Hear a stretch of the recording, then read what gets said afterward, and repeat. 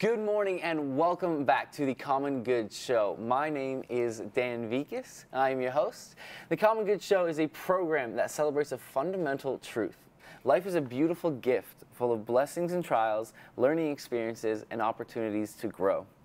This show celebrates the little yet profound influences in our lives that add value, improve our outlook, and encourage us to appreciate everyday blessings from God. These are the conversations that contribute to and highlight the common good, as told through the experiences of our guests. All of our guests share an unwavering commitment to their faith and the acceptance that they are at their very best when they put God first in their lives. What is the common good, you might ask? Simply stated, it is the sum total of social conditions that allow people, either as a group or individuals, to reach their fulfillment in its entirety. I have today with me Sarah Kozak. Originally a Chicago native, Sarah now resides in Southwest Florida. She graduated from Ave Maria University in 2018 with a degree in psychology and spent part of her senior year as a medical intern at Community Pregnancy Clinics, a healthcare organization that has saved over 20,000 infant lives by offering services to men and women expecting children. Shortly after graduating, she was hired full-time at the Community Pregnancy Clinics as Assistant Regional Coordinator and quickly promoted to Director of Development. She now works to promote the work and growth of CPCI throughout Florida and the surrounding states. Sarah, thanks so much for being here this morning. Thank you, Dan. It's a pleasure to be on. How are you? I'm doing well. How are you? I'm wonderful. It's a pretty good setup you guys got here. It's very nice. We're blessed. Marie Vision is very kind to us, for sure. Who knew, right? In Ave, right? I know. It's tough. You never know what you're going to get in here. Actually, though. Actually. It's very true. I'm going to dive right into it. Sure. What is one little thing in your everyday life that serves as proof to you of God's fruitfulness, His blessing? I'm going to cheat. I'm going to say two things. Okay. Okay. One, absolutely, nature. I mean, there's really no way you can walk outside and not experience God's love. Now, ask me that in Florida in July, I might have a different answer because it's blazing hot. That's fair. But right now, I'm soaking it in because it's the gorgeous 70, 75 all year round. But I think it's one of those things you can just get caught up in your day, and especially people working in an office, or we're all on the computer so much, or we're all on our phones so much, and we just go from thing to thing. And just if you pause just for a minute, even stepping outside in the morning, or just actually watching a sunset, it's like He's right there and He's trying to show you. He's just waiting for you to pause long enough to get your attention. Yes. So I'd say that. And then I'd say also, it's going to sound cheesy, but I'm engaged. And just the love of my fiance, I would say, is the proof of God's love to me every day. That's pretty spectacular. It's a pretty good gig. I'm not going to lie. Cheesy is fine because that's totally acceptable. Yeah, yeah. I love the point you made of stopping to look. Like He's there. Especially even in the sunset and sunrise, but all sorts of nature. So long as we take a moment to actually look and see Him there. Yeah, exactly. And especially because I think we live in a society that success is glorified by busyness, and it's almost every single minute of every single day needs to be filled with something productive. It needs to be filled with something where we're excelling or conquering or learning or accomplishing, and those are all really good things. Yeah. But I think we've forgotten the importance of leisure and the fact that God also intended man to rest. Yeah. And when we lose that, I mean, we lose part of ourselves because we feel enslaved to the success. We feel enslaved to the accomplishments as opposed to seeing them as gifts and taking time for the things that really are important, which is family or the people around us, or even just taking a moment to appreciate a sunset and thank God for it. Yeah. We can lose sight of that when we're busy. That's really good. There's a book called The Virtue of Leisure that I haven't read, but I want to at some point. We all have the list. Right? Books to read, things to do. Exactly. That's a really good point. Is there a certain either start to your day, like a certain word I'm looking for? Routine. Thank you. Yeah. A routine either at the beginning of the day, at the end of the day, that you do to kind of plug into the day, and then at the end of the day, unplug. Yeah. To like kind of get yourself into that, okay, I've been working and been good and go, and now I... Yeah, I will preface this by saying that I'm not always faithful to said routine, as none of us always are. We're all guilty. But when I am sticking with my routine, it's the morning. Okay. I've found that if I wake up even half an hour earlier than I typically would if I were to just jump up and start getting ready for the day and rush out the door. Mm-hmm. It's typically no one's asking for your time in the morning. It's like no one wants to go out and get a drink at 6:30 in the morning, whether it's coffee or breakfast. Everyone, minimum, it's going to be 8 o'clock. Mm-hmm. So I found that that's the one time that I can really commit to, as long as I pull myself out of bed. But there's something about the morning as well that's, I think, just really sacred. You have this whole day in front of you that there's no mistakes in it. There's no stress yet. You might know what you have coming up for the day, but you haven't really tackled it yet. And it's just this moment where it can just be you, God, and no one else. Yeah. So whether it's going for a walk, me personally, I'm really big on journaling. I've been doing it since I was about 11. Wow. And yeah, for me, that's my way of processing. So reading scripture, reading a spiritual book, and then coupling that with journaling. Yeah. It's such an intentional way to start the day, and I've found that when I do that, and when I am faithful to that, and I make that time, no matter what other stressors come up during the day, I feel much more relaxed because you've grounded yourself already. I know for some people that works better at night. If you're a night person, that's great. Mm-hmm. I'm not. Mm-hmm. I wish I was. But I think just finding a certain point where you can say that no one's going to be asking for your time. Obviously, if you have kids, that's kind of a little bit different. Mm-hmm. But just adjusting it to your season in life, because I think it's easy for us to make excuses as to why we can't find that time. Yeah. And it's the same as if you're in a dating relationship. If that relationship is important to you, you're going to make a slot for it in the day. We're only as busy for the things we make time for. So if you make it a priority, it's going to be a priority for you. And it has to be, because like you said in the beginning, if that's not your focus, if God isn't your focus and you're not getting your strength from Him, you're only leaning on yourself. And that's a really scary place to be. So, yeah. And it can be going really well and then fall off very quickly. Yeah, exactly. There's I forget, I should know it. I think it's Aquinas, but I don't. We'll say it's Aquinas. Sure. Yeah, we'll go for that. When in doubt, say Aquinas. But it's talking about spiritual discipline, and so moments of spiritual consolation and moments of spiritual desolation, and how it's very the common thought of it, and this just like kind of by default we think like, oh, we'll go through good periods and bad periods. So like moments of spiritual consolation when we feel things are going well and lined up and like it's on the up or at least trending upwards. Sure. And then times of spiritual desolation. And it's easy to be like, okay, it's either like days when you're feeling good or weeks or months or whatever. And going with Aquinas, if it was him, he said, it doesn't work like that. He's like, you can experience 15 levels of spiritual desolation and consolation in the matter of 15 seconds. And I think it's just a helpful reminder that, like you said, if we're not getting our strength from God, if we're not getting what we need in our daily lives from Him, then we're relying entirely on ourselves. Yeah. And when ourselves looks like this, it's really difficult to stay focused and on track, especially when, like you said, stuff comes up every day. Exactly. And we don't know what's going to happen. We don't know where it's coming from. And I think our generation especially relies very much on feelings. Everything is emotionally driven. Everything is a feelings or an experience or, and as we all know, emotions just go like this. And so when you have a whole generation that's living that way, it makes sense that you've got a generation that's anxiety, depression, a lot of fear, don't know how to discern truth because everything is just based on how I feel. And we all know, again, going back to that relationships thing, if you're basing your relationship on emotion, it's going to crumble. And you have to recognize that you have moments where you're really going to feel love towards God and feel His presence, and there's going to be moments when it just kind of feels like you're just tapping on the window and it's like, hello, speaking to your fiance hello, right now. No, but it's true, and it's really unfortunate because I think that we lose so much of the graces that we can gain in those moments, because it really is in the moments when it's hard. You think of our parents when we were kids, and now having friends who have babies and just seeing, oh my gosh, this kid is throwing up on you.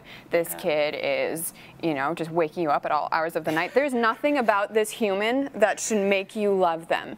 But you do, and you are giving your life for them. And God sees us the same way. It's like, it's not that he created us because he needs something from us. He created us out of love. And so we have to live in that belief that even in the moments where we might not understand, or we might be frustrated or angry, that his presence is still there. And I think too, like kind of going back to that whole slowing down, we can find him if we take a moment to step back and really just step out of the emotion of it, and just remind ourselves, like, you know, why am I here in the first place? So my thought process is twofold here. One, just based off of what you said, like slowing down and getting to the pace of where God meets us. There's a short video, documentary maybe, but it's probably like 17 minutes long, and it's called Godspeed. And it talks about, you know, the speed of God. And so a lot of there's that expression of like Godspeed, like I hope it's good and fast and whatnot. And this, I think he's a Protestant priest in some denomination, I don't know which, but he talks about the, he's like, we think of Godspeed as something really fast and really energetic and active. He's like, when he took the complete opposite side of it, he's like, Godspeed is like slowing way down. It's barely moving. And then he kind of pours into, through like the work that he's doing, the ministry he's doing, a big way that he connected with people was showing them, and he lived in, I think, really, really northern Scotland. But he wasn't Scottish, he's an American, so he's like, a way he connected with people in the gospel was showing them the map, because up in Scotland where he's at, there's a really big outdoors community, and so he's like, I'll connect with them about the map. And so he kind of showed them the map of Jesus' ministry. And what connected with people was like, oh, he never went more than like 50, 60 miles. Isn't that interesting? Like, at all. And it's that realization of Jesus, like, Jesus walked everywhere. And so if he made it, like, you know, we hop in the car and just go 10 miles down the road real easy, no problem. If Jesus was going to Galilee or somewhere, like, he was just walking. And Godspeed is, I just like to think about that, because in terms of when so much is going on and we feel like we need to reconnect with God and we feel like we need like something else, it's easy, back to the staying busy, it's easy to think in order to get stuff done we have to be busy. It's easy to take that into our relationship with God too. Be like, oh, in order to like find God, I need to like to be doing this, this, this, and this. And sometimes it's just slow down. The CFRs make a really good, they comment on this a lot, where they're like, becoming holy, there's no program for becoming holy. It's not like 15 steps to being a saint. I mean, obviously there's things you can do to encourage that, but it's not like a cookie cutter way of doing it. And I think one of the coolest things about, if you look at the lives of the saints, every single one of them is so incredibly different. I mean, even thinking back to the early church, you've got St. Paul, who is traveling just out the wazoo, you know, I mean, you name it, he went there. Just, where's Paul? So, I mean, he's doing that, but then you look at the life of Our Lady, and it's just so incredible to me, because especially as like a woman living in today's world, it's very driven by, you know, you have to have the career, and you have to have the house, and you have to have the resume, and you have to have the degree, and all these different things. And you look at Our Lady's life, it was incredibly hidden. I mean, even when people found out Jesus was from Nazareth, it's like, who's this guy? Like, this is Mary's son. Like, what is he doing? You know, like, it wasn't like she was this, I don't know, matriarch of the community where everyone just worshipped her. Like, her life was so hidden, so simple, and not even that, but like, she was persecuted at times. And just the simplicity, but I love the idea that, like, out of everyone in the world, you know, she didn't have the resume, she didn't have the career, she didn't have all the things that we define as success today. But out of everyone in the world, like, she is the one who has glorified God the most. She is the one who has given him the most praise and the most glory, and who we now see as the most beautiful woman who ever lived. And you have to ask yourself, like, why is that? Because it's so countercultural to what we see today. But I just think there's something so precious about looking at her life and her example, and I think we could learn a lot from it today, to be honest. So I have two questions for you. First one is touching back on the emotions thing, because you're since 11, or you've been journaling for 11 years? Since I was 11. Since you were 11. All right, so you got me beat by like 10 years. But taking in the account of, you know, our emotions are like this sometimes, sure. most of the time. What did the development of like that devotion to your journaling look like? Because I know for a lot of people who like might be trying to start out or whatnot, it's something like, oh, I think this will be good for me, but they really can't find a pattern. Yeah. And then journal, and then second one, what specifically do you see in your life and career that people can learn from Our Lady, especially for women? Because I feel like there's something more there. But yeah, those are. Sure. I'll start with the journaling. I'll say that not everyone's a writer. I understand that. Fair. Some people are more inclined to it than others. It's always been my favorite thing. I love writing. I think there's something about it that you can't lie when you're journaling. You can't distort the truth when you're journaling. It's very, very raw. Yeah. And I think one of the most beautiful things about it for me has been, especially the fact that I've been doing it so long, you're able to look back, and especially when there's a lot of moments when you don't feel like you've been, if it feels like you've been stagnant, you're able to look back and just actually realize, oh wow, like, we've come a long way since the freshman year crush. You know what I mean? It's really interesting to me just to see the progression of all of it. Yeah. So I'd say if you're just starting to try to get into it, I mean, there's so many good resources out there now, but one of the things that I really enjoy doing is just taking a scripture passage or even just like a verse and just writing down how I see it applying to my life or what I could learn from it or how I could grow in that area. Sometimes I just write about what happened that day and my reaction to it or how I was struggling with a certain thing or a certain relationship. Yeah. And so many times of just going to Adoration, and I found that rather than going to someone to vent about what was going on, I would go to Adoration and spill it all on a page to Christ about what was going on. And just being able to have that intimacy with him of like, hey, at the end of the day, like, you're the one I'm going to about this. Like, I'll get advice from other people, but I need you to direct me on this.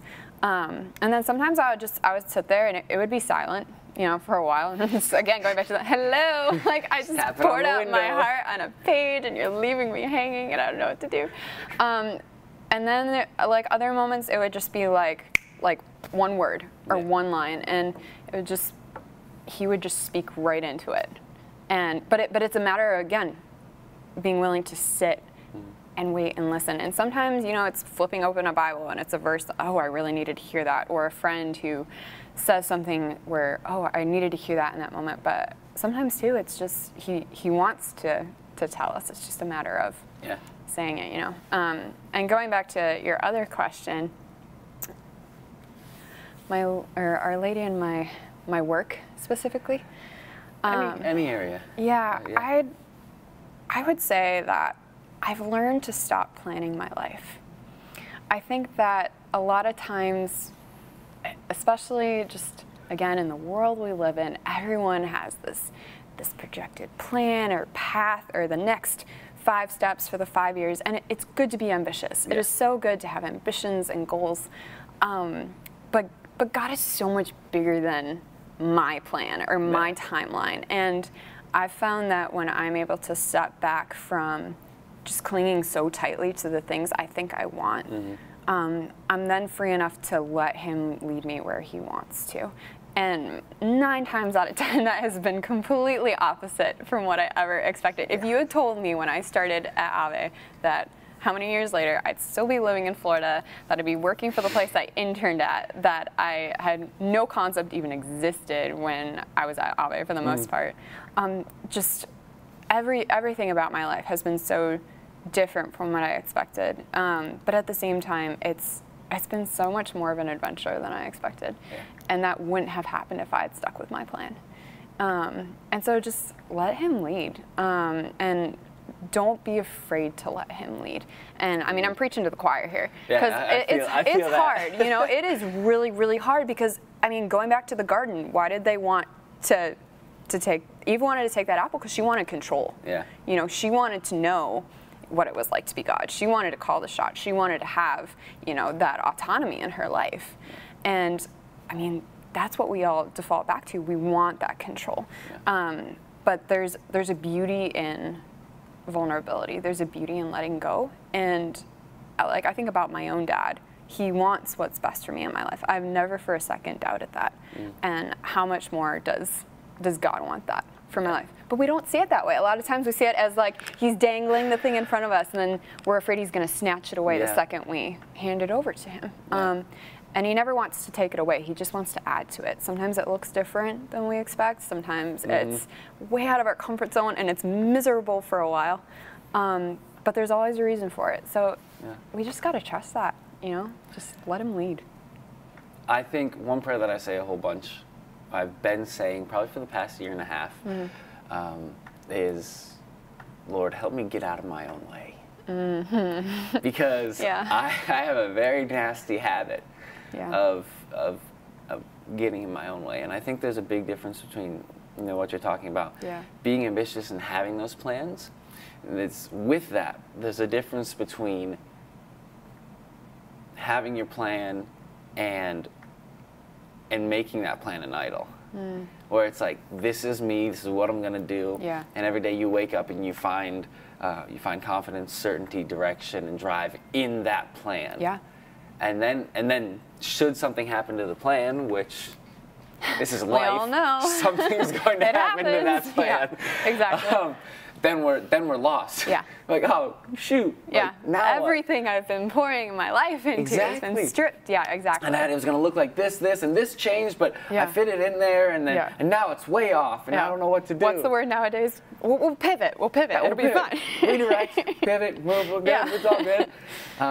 But it's challenging.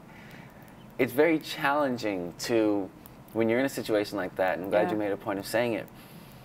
The best thing to do when we have no control is to continue to give up that control.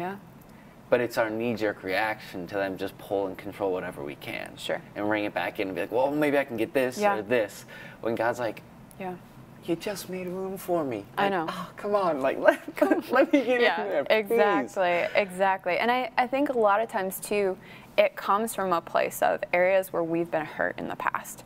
And so if you've had a relationship and it fell apart, you were trusting that person and it didn't work out, you know, your next relationship, it's gonna be like, okay, like I need to cling to this, I need to make this work, you know, or with a job, it's like you were working for that certain position, it didn't work out, so it's like the next one, oh, I'm really gonna come up with a plan this time, you know, and like there's always going to be things in our life that don't go the way we plan it. You know, sometimes it's our fault, sometimes it's not. But like in every single moment, like I think it was St. Faustina, and she was like, you know, in every circumstance, whether in consolation or desolation, like give praise and thanksgiving to God. You know, like that deep interior peace that no matter what's happening on the outside or the world around me or my personal success or failures, that I'm going to continue to glorify God, because even if it's hard for me, like he wants to bring good out of it. And anytime that my littleness shows, it's a way for him to be glorified. Because if we have these moments where I have no idea how I'm supposed to do this, I am so inadequate, there's no way on earth. I mean, every story in the Old Testament is God taking the least likely person imaginable and being like, you, and they're like, no. Like, but please don't. Please, anyone but me. And so, I mean, why are we surprised when he, you know, puts us in these situations? I had a friend tell me one time, something happened, and I was like, man, God is just so like amazing, that's incredible. And he's like, you know, we really shouldn't be surprised. He's like, we shouldn't be surprised by the stuff that God does. And I was like, yeah, that's a fair point. But still, like, but we're all. But and he was trying to make the point of like, God, exactly what you said. He's gonna take the smallest people, and not necessarily the smallest people, but the people who feel less or the least deserving, or they feel like, yeah, there's no way I can do this, or lead these people, or whatever it is. And I really like how you said sometimes it's our fault, sometimes it's not. But at the end of the day, we just give it back to God, because I think it's very easy when, especially when we have a plan and stuff starts to happen, whether we pivot or not, to let some sort of mistake on our part kill the momentum. Sure. And whether that's just sleeping in one day and you didn't get up when you were supposed to, it's very easy to just kind of let that be like, man, now I'm off. I was supposed to be doing this and moving in this direction and messed up, and now it's like, it's done. Can't make it work.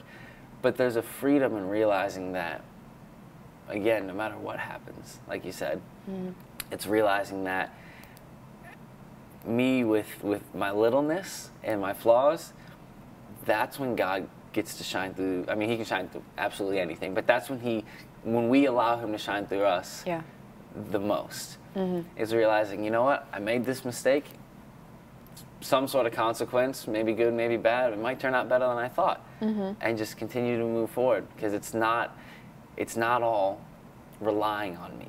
I don't have to make it all happen. It doesn't have to all come from me. Exactly. Yeah. Exactly. Yeah. There's so much freedom in that, and so just taking that pressure off of ourselves, and I think also too, like, truly believing in the mercy of God is a big thing that we tend to forget. And it can be very easy to feel like we have to live this lifestyle that's absolutely perfect in every possible way. And Christ wants us to strive for sanctity. He wants us to strive for holiness. And God doesn't make excuses for us. I think we'd like to think that he does, but he doesn't. You know, like, he's going to be real with us. Yeah. But at the same time, there is that unconditional love. There is that unconditional mercy. And but it's a matter of truly trying. And I mean, we all know ourselves so well. We know when we're trying versus when we're making excuses for ourselves. And it's not to place unrealistic expectations for us. And I think a big thing is asking for help when we need to. It can be very easy to feel like we have to do it all ourselves. But yeah, just leaning into that mercy, I feel like, has been something I've learned, especially just in my job or just in my life, and just accepting that, you know. Is there an area, because you were saying, like, as we go and we build, there's going to be times when it's really easy, really challenging, difficult. Is there something that you can look back on specifically? And I know you said, like, looking now back 5 years ago, you would have never anticipated being where you're at and staying in Florida and that. But is there a specific instance or circumstance or moment that going through it was like, this is the most challenging, this specifically is just going to drive me insane, and I don't know what to do, and I can't handle it. But looking back, it's like, no, that needed to happen the way it did. Yeah, I'd say definitely when I started working at CPCI. Okay. So a little context, I interned there, like you said, my senior year. And so, I mean, no medical experience, completely deer in the headlights with everything. Literally signed up for the internship because I thought it would be just a nice little side thing I could do. You know, I was pro-life. I could do this. You know, I can help women. And it was a great experience. I loved it. I got to be one-on-one with the women in the room and hearing their stories and giving them resources. And I mean, the staff at the clinic are just incredible. And so it's been really just a blessing to be surrounded by them and learn from them. And out of nowhere, when I was graduating, they just so happened to be hiring. And one thing led to another. And all of a sudden, I found myself helping manage 4 medical clinics with people who were all older than me. People who I had just finished interning under. I had no medical experience, and they were like, have fun, you got this. And I was like, what's HIPAA again? What is that? Yeah, I'm gonna need that acronym one more time. And I remember I came back the first week, I think I cried every single night. It was just, I called my parents, I was like, I have no idea what I'm doing. I'm trying to manage all these people. They can tell that I have no idea what I'm doing. And I mean, they were all so kind. And so, but yeah, it was just this moment of, what have I done? I said I'd never live in Florida. I'm still living in Florida. Like, Jesus, please give me answers. And yeah, it was kind of this moment where I had to grow up. And it was like, okay, I have no idea why in the world God picked me for this job. No clue. But he picked me for this job. And I really just had to dive into it. And I think having the humility to admit that you don't know everything is huge. And people appreciate when you don't act like you know everything. I think it can be very easy to feel, I mean, what's our favorite line? Fake it till you make it. You Yeah. know, we all live by that. You know, very and mixed feelings about that. Yeah, there's truth to it. But at the same time, admit when you don't know something, and ask someone who is more experienced. And there's a beauty to that. I think like just in our country today, especially, there's kind of this divide between older people and younger people. And now working where I work in development. So being in Naples, Florida, obviously I'm working with a lot of older donors, and just in the space that we're in, and a lot of conservative Christian older donors, and so I'm around them a lot. I interact with them a lot, and I think there's something so sad about the fact that most people our age don't have really strong relationships with their grandparents, or you know, that kind of mentorship that used to exist in a society. I mean, we used to live in a community where we'd be learning from our moms, our grandmas, you know, our aunts in the community, or I'm using women examples, but I got you. But there was much I learned more. From my mom too. Yeah, that's good to know. She appreciates that little plug. You can look at the camera for that one. Hi, Mom. But there's something about it that we've lost that in a way, and I think that's why we live in a society that very much glorifies the influencer world, because rather than going to role models or mentors or family or these people in life who have more experience than us, that we can kind of learn of what does it mean to be like a woman of faith, what does it mean to be a man of faith. We've lost that, and so we've shifted to these people who we view online as our role models, which is really, just even from a psychological standpoint, is a really interesting thought, because you're watching their life, an edited version of their life, but at the same time, it's not a two-way street. They're not hearing about your life. They're not hearing about your particular circumstances, or so you're almost trying to like fit your life to this mold that you're seeing, but there's no reciprocity there, and there's no real relationship there, even though we feel like this person's a friend because we're watching all their videos and seeing all their pictures and following them constantly. Yeah, we know them so well. Exactly, and they don't even know our name, you know? And so I think just that's something that I've really realized working where I work, is I get to hear the stories of so many people who have been incredibly successful in their life, who most of them started from nothing. They started as a broke married couple with barely anything to their name, built a company from the ground up, or built up a law career from the ground up, or gives hope to any broke exactly married and I hear about their marriages, I hear about how they raised kids, or how they allowed their faith to become such a part of their family. And it's so sad to me to think that most people my age will never hear these stories. And a lot of times we look at being old as something that isn't good, you know, when in reality there's a beauty to it, there's a dignity to it. And these people have lived, and they know, you know, they can see through all of it, because it's like, honey, I've been there, you know, and let me tell you how we approached that and how we tackled that and how we got through it. And I think there's a reason that, you know, marriages were so much stronger back then. And they have such a beautiful understanding of what it means to fight for each other and fight through things together. And unfortunately, I think we're lacking in a lot of those role models today, and that's something we need to get back to, because it's important. So that was a tangent off. No, I love that. But I'm gonna hop on the tangent train again for just a second. Sure. Because you said something that I see a ton of. I work in marketing. Sure. Spend a lot of time on social media. Is what it is. But on the beauty side of things, growing old is beautiful. It's a part of life, and it's something that in a good community, like, it adds such value to the people around you. But with the influencer world and with everything, society and culture has just put a hard stop against the value of growing old, and it's like, it's the worst thing. Whether you got to get Botox or something, fix it, because don't let anyone know. And then it trickles down to where we have people in like their mid-20s that have entirely, and I'm not calling anyone out when I say this, but like we have people in the mid-20s that are fully confident that the solution to the emotional distress and problems that they're dealing with, the solution to figuring out life, is cosmetic engineering of their self. And it's like, it doesn't change it. And it is heartbreaking.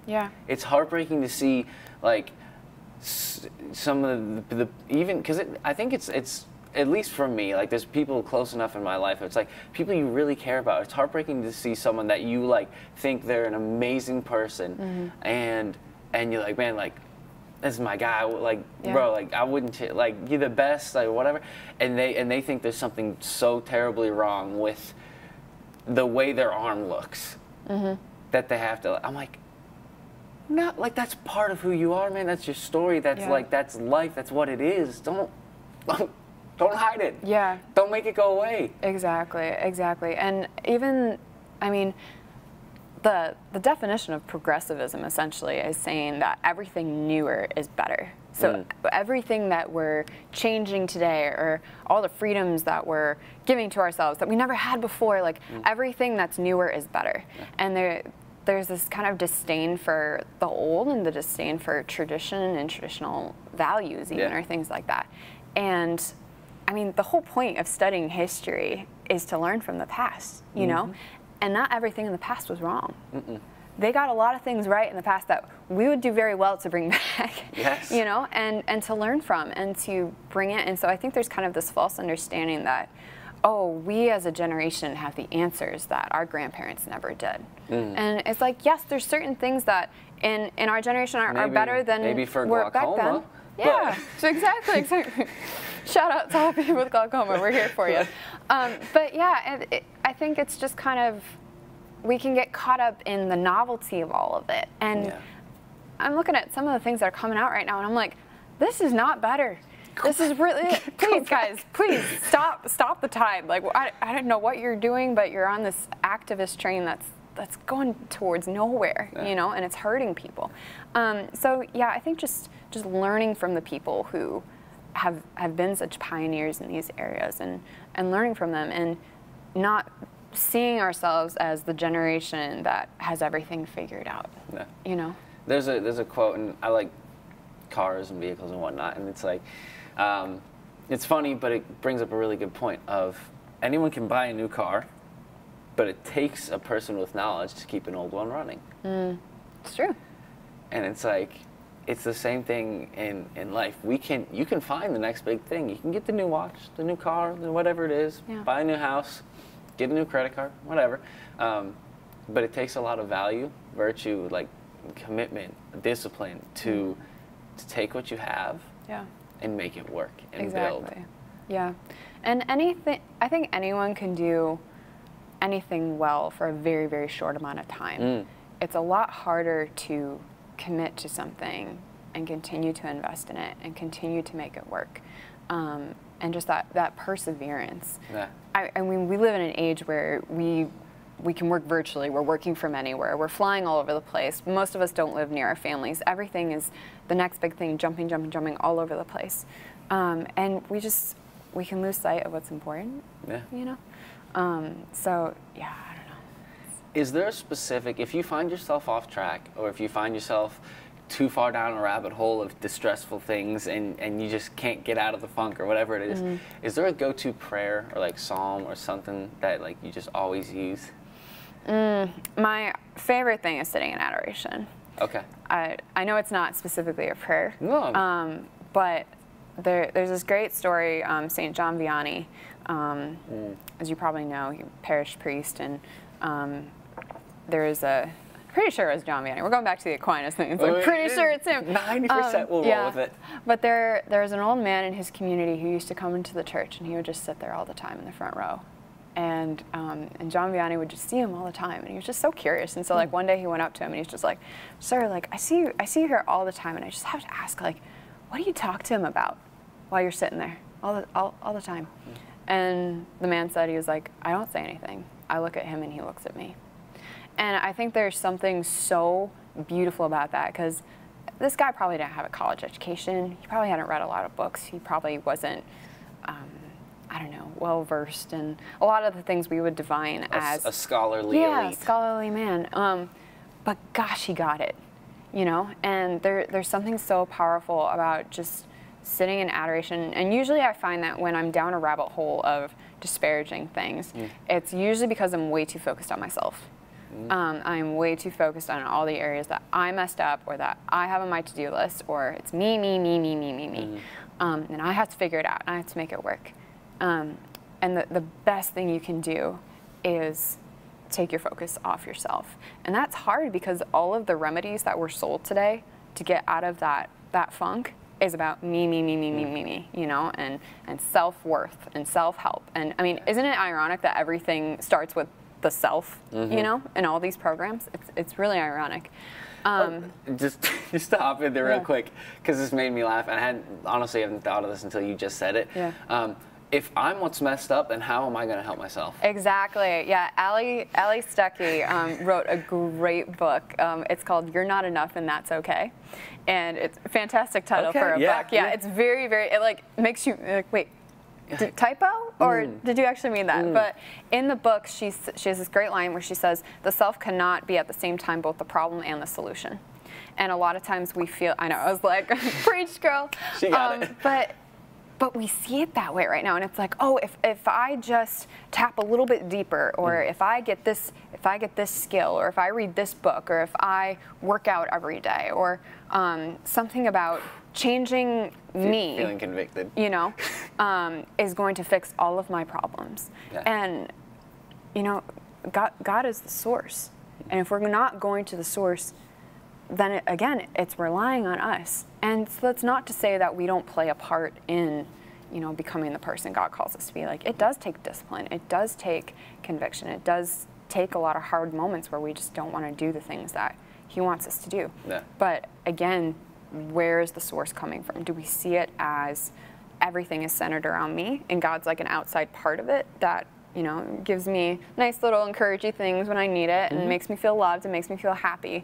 Or is He at the center of it, and everything else is streaming out from there? Yeah. Because right now, we're at the center of that little ring, and everything is projecting out from there, including our relationship with God, which is a problem. Because if He's not at the center, then we have to ask ourselves who or what is. Because it's always something else. And whenever's what at the center runs out, then it's not just, actually, I really love like kind of just how you did that with your hands, because whenever this runs out, it's not like we lose one or two things. It's like no, everything flowing out of it. Everything suffers. Yeah, done. Exactly. And so that's why it's so important that at some point throughout the day, you've got to be investing in that core part. Yeah. You know, whether it's, I mean, going throughout your day and, like you said, saying small prayers, or pausing to look at a beautiful, you know, skyline, or, you know, whatever it might be. You have to be nurturing that part. I mean, there's 1,000,001 resources out there to invest in our relationship with God. Like, there is no excuse for not having at least some kind of connection with Him during the day. But at the same time, like, even just, you know, having a conversation with Him in a car. I had a friend of mine, and she was like, I think it was her dad, and she said he never ever listened to the radio when he drove to work. He would just talk to God about his day. You know, and that would be his time of sharing and communing and building a relationship. Yeah. And so everyone does it in their own way, but it's important to identify that and make that a priority. And I think it's important for people not to get discouraged as well. Yeah. Because you're not going to figure it out the first time. I mean, you might, but the first time, second, third, 45th time, it's one of those things where we never reach a stopping point. We never get to like, oh, I figured it out. This is how me and God communicate. This is made good. it. Yeah, it's like, great. I've reached the mountain summit. Yeah, it's like, nope, because you're gonna get over that one and realize there's Twin Peaks that are higher up there. Yeah. And but it's very easy to be like, you know, I'm in this really difficult spot, and like, oh, I'm finally feeling good, and then to kind of get complacent and just be like, cool, this is where it's at. Yeah. And a week later, you're like, man, I feel the same way I did. I know. Before, like, I was trying to do anything. Yeah. And it's just a continual building and figuring out. Because, so, fairly new to journaling myself. Sure. But like probably maybe going on 2 years, a year and a half, 2 years. And I've actually found it's been very, very helpful. I do, in the same sense as you, it helps me process things because it forces me to slow down. Sure. And I can't. It takes time. It does. It really does. And you have to carve it out. And when you have to think about what you're writing down, and it's not just a quick answer here or this and that. It's pausing to kind of look back on the day or look forward into tomorrow, whatever. Yeah. There's no extra input or details or whatever that can kind of that can shadow the truth. And like you said, sometimes it's going to be like an immediate, you figure things out, and sometimes it's not. Yeah. Like without getting too deep into it, the reason I started journaling has led me for the past almost 2 years to continue it and through that there's been a lot of really good grace. Sure. But it wasn't until I think 2 weeks ago that when I was journaling at night, and it might have been the morning. I've gotten into a pattern of doing it morning and night now, seeing how that's going to work. But I was writing about something completely different, and just dots were kind of connecting as I was writing. And then like that, the next page and a half were not necessarily the solution, but it was like oh, that's why. But it took 2 years. Yeah.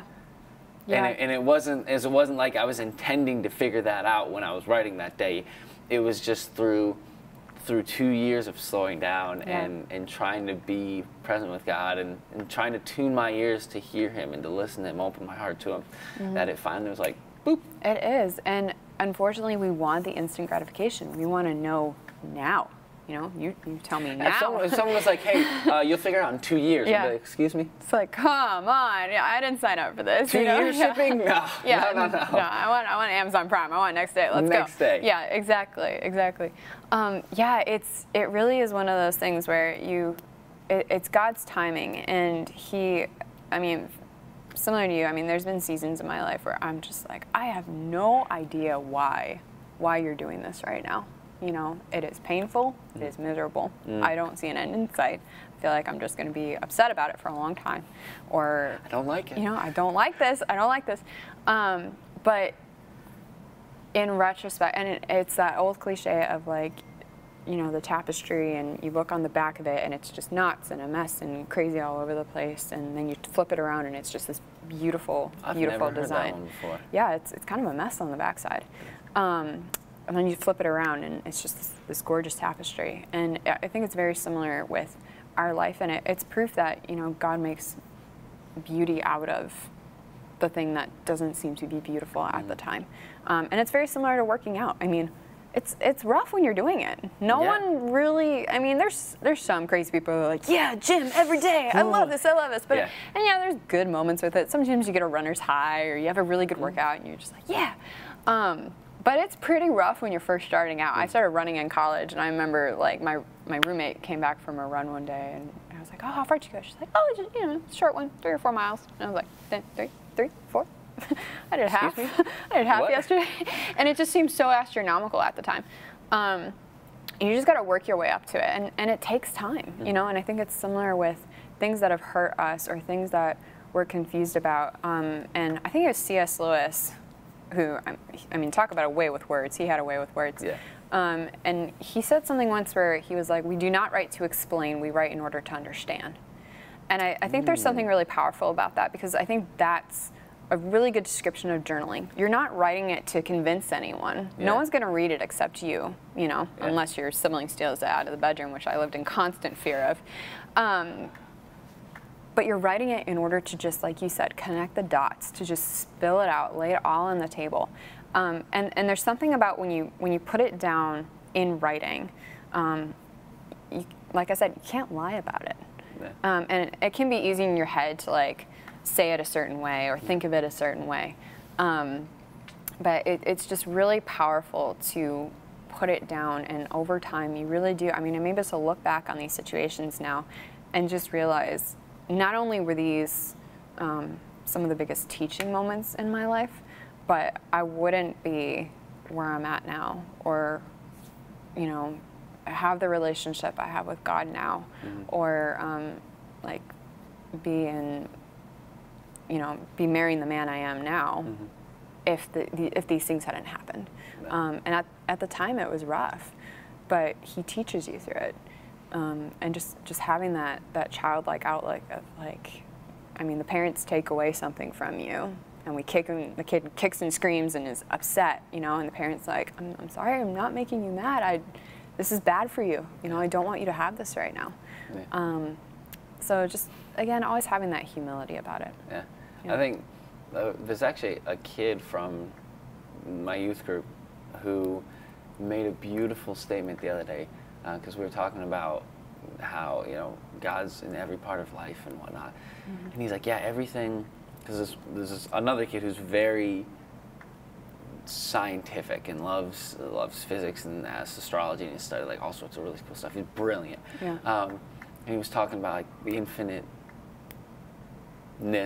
of space and whatnot, mm-hmm. And how infinitesimally small we are. Yeah. And the other kid was like, yeah, he's like, everything here on earth is just meant to be an example that points to God. He said, like, so nonchalant and cool. I love when kids just throw the zingers at, and you're like, whoa. And I was, and I was like, I kind of paused the group. I was like, I want to explain that to him a little bit. And he's like, yeah. He's like, well, everything from like, you know, the relationships with like, the way just nature's here for us. Like, the world is like, I didn't do anything to make the tree outside grow, but like, it's there and it keeps my car covered, and it's like, it's great, and it's like, and I have memories with the tree from growing up. And he's like, the same sense of like, God's always there. I didn't do anything for it, but he's present in every one of my memories, and he's doing stuff. And like, he was just drawing all these parallels that were coming out of nowhere, and I was just like, all right, I'm done. Like, do you want to teach youth group? I was like, yeah, I can leave now. Yeah. And the comment you made about, you know, the parents, I think, like, obviously when you're a kid, it's, you know, mom takes something away, you're not happy about it. Mm-hmm. But realizing the same sense now, you can see it with like your friends that have kids and whatnot. Yeah. It's like, yeah, no, that's a good thing they took that away. Yeah. And then it's like, okay, maybe I'm feeling a little convicted, because when God takes something away, I kick and scream like a toddler. But it's the same. He's doing the exact same thing. Yeah. I think about, it's funny, whenever I hear babies crying in mass, I always have this impression that, wow, that must be how I sound to God a lot of the time. You know, because it's true. It's noisy. It's just like, you know, crying for no reason. A lot of times it's like, calm down, you know. But we sound that way to God a lot. And it's just the reality of it. Like the kid said, we're so small, and our scope of understanding of the world and why it works and why we're here at this point in history and just everything about it is so incredibly small. But it's so incredibly intentional at the same time. I heard something, and it was like, it's dangerous to assume you know what God's doing, but it's a blessing to know that God is doing something. Mm-hmm. Meaning, like, when we're going through difficult circumstances or something's happening in our life, and I'm like, God, not happy. I don't know. And then things start to fall into place. I'm like, okay, God, I see you're moving this and you're doing this. Yeah. It's like, that's a very quick way to make an idol out of something. Sure. Because you're like, something goes right, and then you're like, oh God, you're doing this, and then we kind of hold on to that. Yeah. And it's like, But in order to sitting there and being, God, I don't know what's going on. Back to what you were saying, even in work, admitting like, hey, don't necessarily know what's going on. Yeah. Being like, God, I have no idea what's happening. I'm confused. I'm lost. I don't have a clue what's going on at work. Like, my plan was here, and we're like way over there. Yeah. But I know you're working. Mm-hmm. I don't know how, but I know you are. Yeah. And then trusting, kind of like you said before, trusting in His mercy. Mm-hmm. Taking God seriously. Yeah. Because I think it's easy to just be like, yep, He's there, and like you said, you know, dangling the thing front, try to pull it away. Like, yeah. No, taking Him, like, He's there and He's not going anywhere. Yeah. And there's a purpose for it. And I think it's such a short story, but I find it to be such an interesting story, was when Mary and Joseph lost Jesus in the temple. Like, talk about how awful they must have felt, you know, of, oh my gosh, I lost God. I had one job and I lost He's Him. Gone. Oh my. And just the fact that, you know, he had a job he had to do, you know, and they didn't know it at the time, but he was busy like working to transform the hearts of those Pharisees who were in the temple. Yeah. And Mary and Joseph had no idea at the time. They just saw it as, oh my gosh, I'm a terrible parent. You know, what have I done? Yeah, and just remembering, like, He didn't do that to hurt them. You know, He didn't do that to make them feel like bad parents. there was a purpose to it. Yeah. And just remembering, like, you know, I mean, what he told him, like, I would be about my Father's business, you know, like, he's always working behind the scenes in our life. And sometimes it's very obvious, sometimes it's not, and sometimes it goes slower than we want. But like you said, God's speed, not our speed, you know, being okay with that. If we're getting close to our time here, which is unfortunate, but if there was 2 or 3 things that you would say specifically to someone who is not on their plan or timeline anymore, who finds themselves very off of what they thought they were going to be, but they're trying to move forward. Is there like 2 or 3 things that you would just encourage them or say to them or anything like that? Yeah, absolutely. Like I said, have the humility to let go of your plan. It's hard to do. It's really hard to do. But if he's making it not work out right now, there's a reason for it. So just having the humility with that. I would say having the discipline to work towards whatever it is you do feel like he's calling you to. Yeah. And you know, if you do feel the Holy Spirit pushing you towards something, there's a reason for it. And it might be out of your comfort zone, it might be scary. But you know, if God is for us, who could be against us? Yeah. You know, he's already won. You know, it's just a matter of us following him. So just the discipline with that, little things in your life that you can do of, I mean, it is true, you know, like you have to take care of yourself. You have to, you know, do the things that are going to help you be able to carry out the mission that he's calling you to.